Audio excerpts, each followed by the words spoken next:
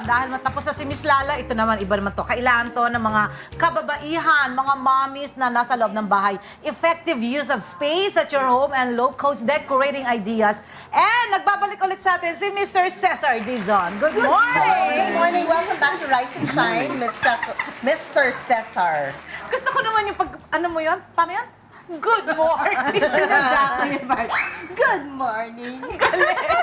Diba? Okay, partner. Eto na. Gusto mo, ikaw na yan, partner? Hindi, partner ko na. Nakalagay kasi, ano ang mga do's and And don'ts don'ts. para magamit natin ang tamang mga spaces natin sa bahay. Halimbawa, sa kitchen, living room, and bedroom. Kasi minsan yung mga hindi naman dapat nakalagay sa isang lugar, doon natin nilalagay. Okay. Parang kalat ba yon?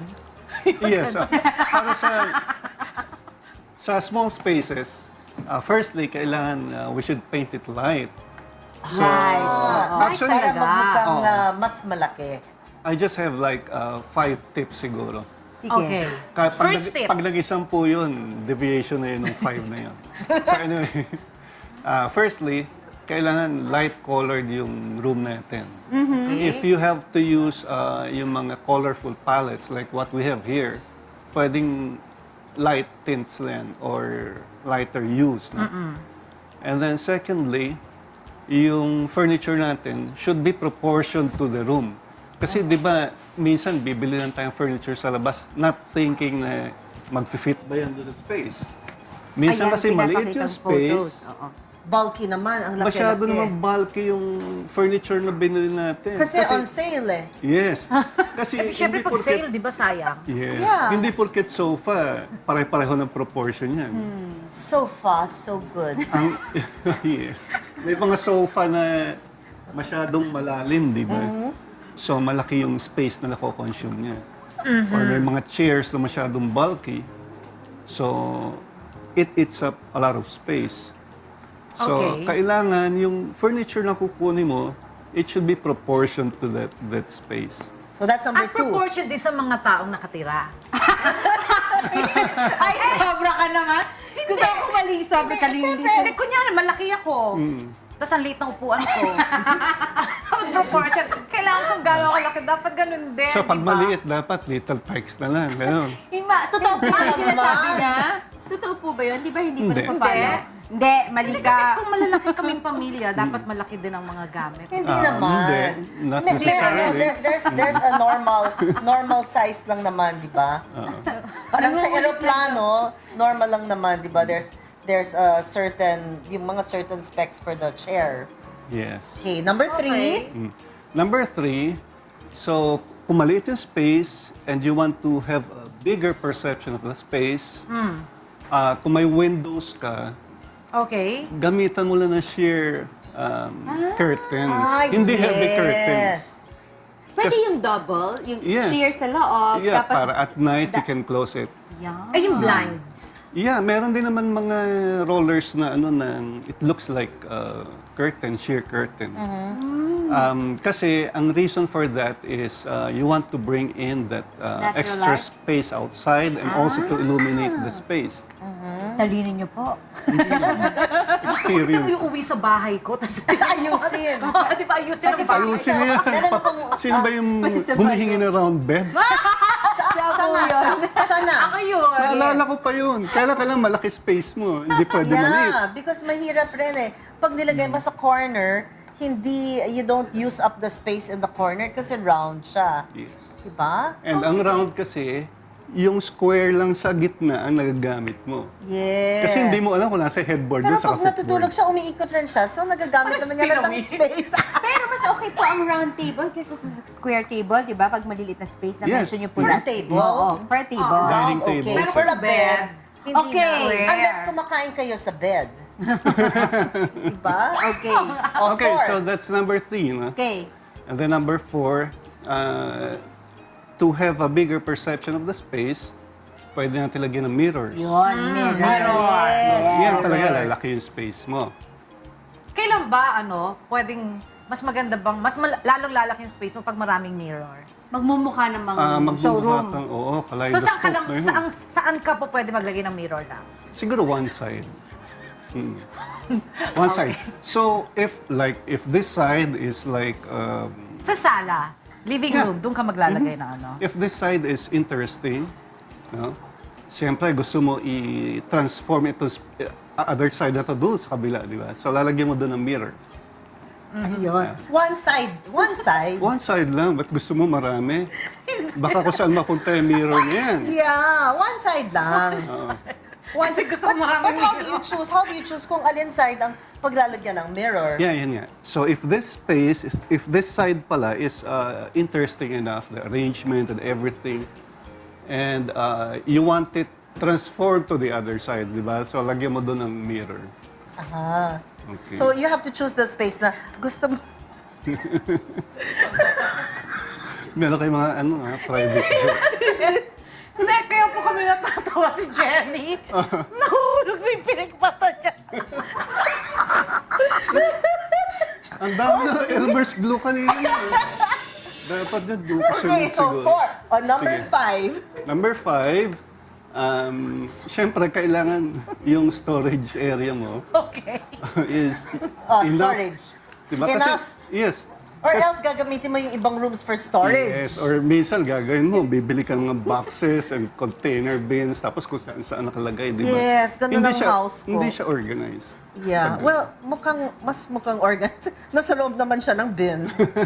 Pero ang dami-daming kung saan-saan. Inaalis mo na yung clutter, pero nilalagay mo sa bin. Tinatago mo lang. Yes, and then yung bin mo, pag marami na, cluttered na rin. So, kailangan talaga purge, Organized, no? yes. You should have a lot of spaces, yung storage spaces like shelves.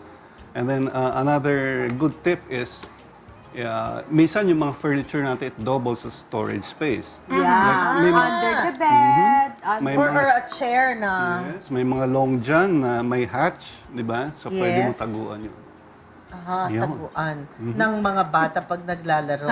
Pagkasya sila doon. Pagkasya. Oo. But we should also clean that always kasi madaming alikabok dito minsan sa may, Pilipinas. Or, I have a question. Ang hirap magsalita, parang naduduli. Vivian! No, close up, close up. Si Vivian! Hulog na yung pilikmata. Nahulog. Parang may glue-glue na yung harapan ng mata. Kaya kanina pa nagbabasa si Jenny nakaganon. Ngayon naman po. Ganyan kahaba talaga.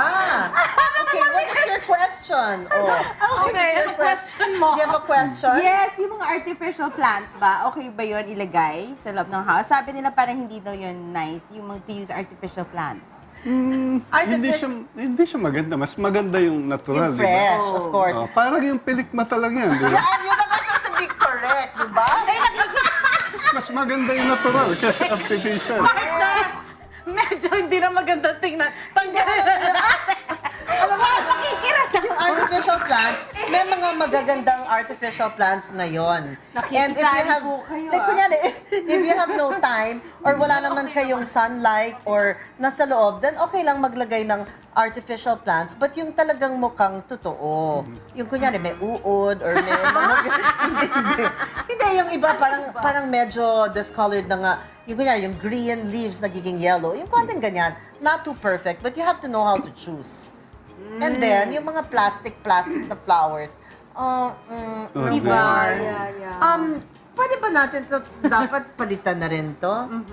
Mas maganda Oo. fresh And then, talaga. okay, Yes. Oo. bago Kaya natin mahirap pakawalan si yun. Sir, Yes. meron pa, yung kunyari ang wall mo, pwede po bang same color ng family? Kunyari, ang wall is beige, What do you mean and then, same color ng family? ay, same family, same, May color ang family mo? Kung maitim ka, kailangan maintindihan yung gamit. Kung maputi ka, maputi dapat yung mga gamit. hindi, hindi, sandali, ito, explain ko ha, pwede mong paliwanag. Alam ko, binunot ko lang sa'yo pilikmata, hindi utak. Sige. Sandali, papaliwanag ko ha. Okay. Kunyari po beige yung wall wall. nyo. So, kailangan yung color na gagamitin for the sofa, pwedeng contrast o pwedeng halos dun sa same family color. Okay. Kailangan, wag masyadong dark. Medyo light lang. So, kung halimbawa So, beige black siya. and white is not really advisable? Yeah, black and white is also good. Kaya lang, para magkaroon kasi ng dynamic composition, isang discussion na naman yun. Next week. usapan Kasi natin. kailangan, kung gusto mo talagang mukhang design yung room, kailangan dynamic siya, hindi static yung ano mo, yung Dynamic arrangement. Ano yung ibig sabihin ng dynamic? And Spell static. dynamic.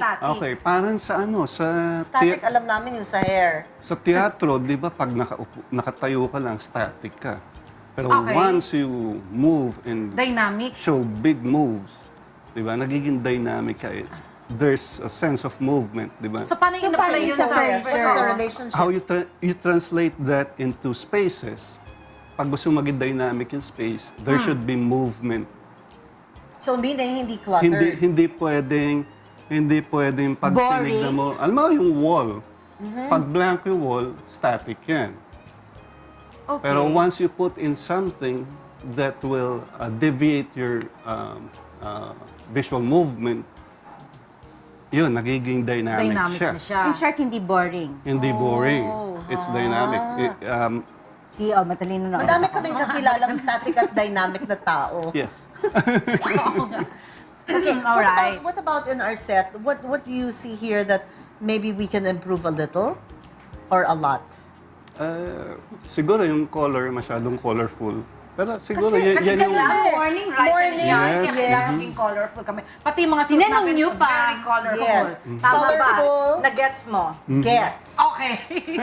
Anyway, thank you so much, Mr. Cesar Dizon. Thank At you again syempre, for magbabalik ka guesting pa rin next week para magbigay pa rin sa amin ng tips at sa mga mommies na nanonood sa atin. At kung saan kanila makukontak. Ito po ang inyong camera. Yeah, you can contact me there. It's that's not right. 0927 Is that 610 Yeah,